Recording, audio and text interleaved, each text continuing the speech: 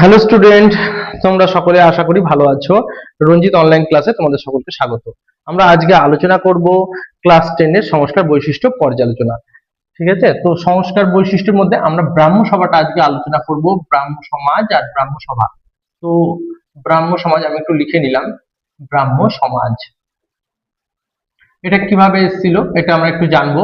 তাহলে নবজাগরণের পথপ্রদর্শক রাজা রামমোহন রায় আমরা জানি। তো রাজা রামমোহন রায় তিনি কি করেছিলেন? রাজা রামমোহন রায় 1815 সাল তিনি আত্মীয় সভা প্রতিষ্ঠা করেন। আত্মীয় সভা, এই আত্মীয় সভাটাই 1828 সালে নাম পরিবর্তন করে হয়েছিল হচ্ছে ব্রাহ্ম সভা। ব্রাহ্ম সভা এরপর আবার 1830 সালে এই ব্রাহ্ম সভাটাই নাম পরিবর্তন করে হবে হচ্ছে ব্রাহ্ম সমাজ। 1830 সালে হবে ব্রাহ্ম সমাজ, ব্রাহ্ম সমাজ।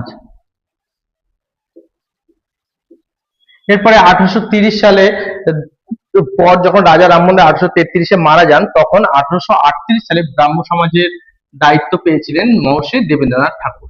তাহলে দেবেন্দ্রনাথ ঠাকুর তিনি 1838 সালে ব্রাহ্ম সমাজের দায়িত্ব গ্রহণ করেছিলেন।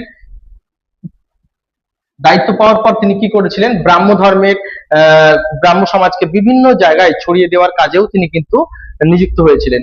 তার পাশাপাশি তিনি কি করেছিলেন? ব্রাহ্ম সমাজের লক্ষ্যগুলো নির্দিষ্ট করেছিলেন। আর এই সময় থেকেই ব্রাহ্ম ধর্ম একটা নির্দিষ্ট ধর্মরূপে স্থান লাভ করেছিল। ঠিক আছে, তো তো যে ব্যাপারটা হচ্ছে, তাহলে ব্রাহ্ম ধর্মের যে লক্ষ্যগুলো আমরা পড়বো সেগুলো হচ্ছে যেমন কুসংস্কার দূর করা, তারপরে হচ্ছে মিশনারিদের এখান থেকে মিশনারিরা যাতে ধর্ম প্রচার করতে না পারে, হ্যাঁ সেইগুলো।